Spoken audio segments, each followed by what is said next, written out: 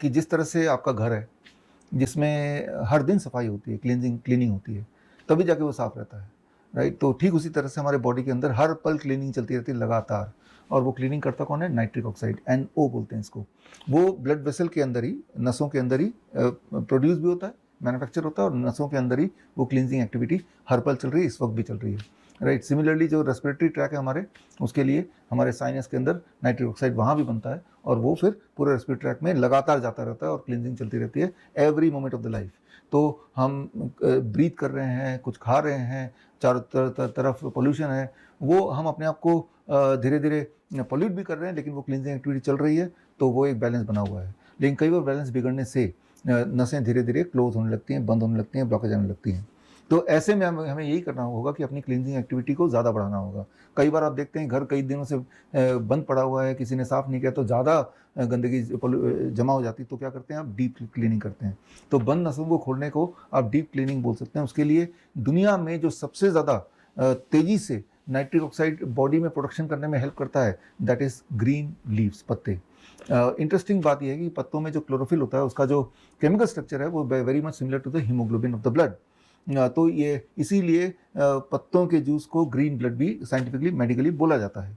तो अगर आप अपने डाइट में, जो भी डाइट आप ले रहे हैं, ग्रीन लीव्स को शामिल कर लेते हैं, कितना शामिल करना है वो एक इंपॉर्टेंट बात है। मान लो अगर आप जूस के फॉर्म में ले रहे हैं तो करीब 250 ml पर डे, जैसे पालक का जूस लेंगे तो 250 ml, अगर व्हीट ग्रास का जूस लेंगे तो 50 ml। और अगर आप पत्ते खाने में विश्वास करते हैं तो सबसे अच्छा होगा 3-4 तरह के पत्ते अपने मर्जी के ले लीजिए, जो ईडेबल है, जो ह्यूमंस नॉर्मली खाते आए हैं, जैसे मूली के पत्ते, पान के पत्ते, पुदीने के पत्ते, पालक के पत्ते, सलाद पत्ता, धनिया का पत्ता।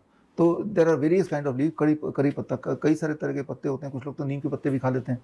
तो कई सारे तरह के पत्ते होते हैं जो इंसान खाता है, खा सकता है, मिल भी जाता है। तो उनमें से कोई 2-3 तरह के, 3-4 तरह के पत्ते आप ले लीजिए and make it equal to your body weight. My body weight is 70 kg, I make it 70 ग्राम।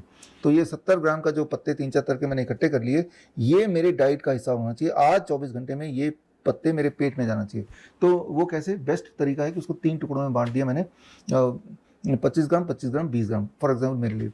सुबह सबसे पहली चीज़ जो मैं करूँगा वो पत्ते खाऊंगा, चबा चबा के 20 ग्राम या 25 ग्राम। जब मैं चबा चबा के उसको खा रहा हूँ तो ड्यूल एक्शन होगा। एक तो पत्ते के अंदर जो क्लोरोफिल इफेक्ट है वो तो बॉडी में काम करेगा ही, और ये जो चबाने वाला एक्शन है that is very very important. जब चबाते हैं तो it triggers the whole system in the morning, और for that matter any time of the day. तो जब चबाएंगे तो that triggers open up the all the hormonal process, कि भाई अब खाना आने वाला है, कुछ आने वाला है, तो बॉडी अपनी तैयारी कर लेता है। तो च्यूइंग एक्टिविटी सबसे हाईएस्ट होती है जब आप पत्तों को चबाते हैं। जब आप कोई मान लो ब्रेड खाएंगे तो च्यूइंग एक्टिविटी लोएस्ट होगा। रिफाइंड कोई चीज़ लेंगे तो च्यूइंग एक्टिविटी के बिना निगल भी सकते हैं, पत्तों को निगल नहीं सकता। You have to chew. आपने देखा होगा गाय भैंस पूरे दिन चबाती रहती है, वो जो है that is the medicine for you when you are chewing. That is the most important thing. जैसे जैसे एडवांसमेंट में हम बढ़ रहे हैं, हमारे जो अब देखें छोटे बच्चों की च्यूइंग एक्टिविटी कम हो गई, वो हर चीज़ निगलना चाहते हैं, हर चीज़ ज़्यादा मेहनत ना करना पड़े, उस तरह का एटीट्यूड हो गया। तो chewing activity which is promoted by when you are consuming leaves first and the second, उससे बॉडी में जो नाइट्रिक ऑक्साइड प्रोड्यूस हो रहा है वो आपके वेन्स के अंदर जो ब्लॉकेज है उसको खोलने के में मददगार होगा। वेन्स में ब्लॉकेज होने का भी एक कारण है, और ब्लॉकेज को खत्म करने का भी एक ही तरीका है, और वो है कि नाइट्रिक ऑक्साइड का प्रोडक्शन अगर कम कर दो तो ब्लॉकेज बढ़ेगा, नाइट्रिक ऑक्साइड का प्रोडक्शन को बढ़ा दो तो ब्लॉकेज घटेगा।